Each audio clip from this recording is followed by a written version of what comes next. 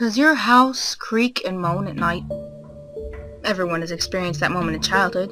You're lying awake in bed at night, not quite asleep, but not quite awake either, when you hear it. A creak, like someone taking a step on the floor. Your whole body jerks awake and you become hyper-aware of your surroundings, and that's when you really start to hear it. Another creak, then another creak, creak, creak. Footsteps. Are they getting closer or moving farther away? That's when the groans start.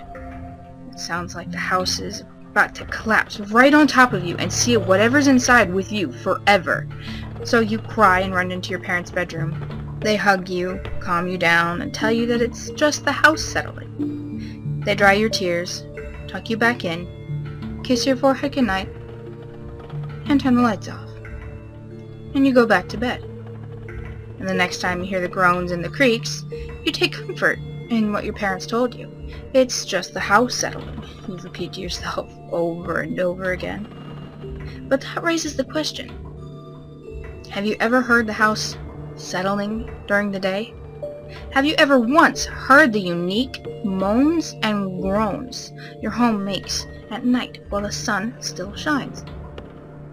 But you ignore it all, wrapping yourself in the cloak of solace in the words your parents muttered to you so many years before.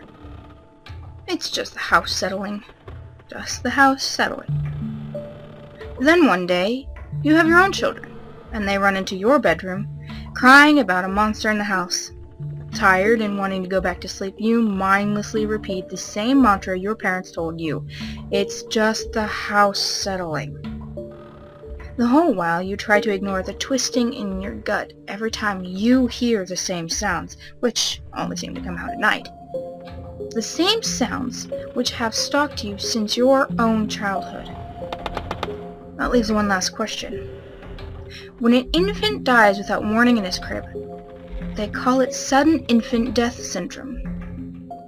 When a young healthy athlete doesn't wake up one morning, they call it sudden unexpected death syndrome.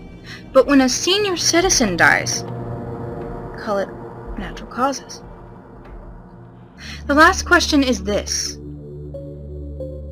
Do you think they heard the footsteps too?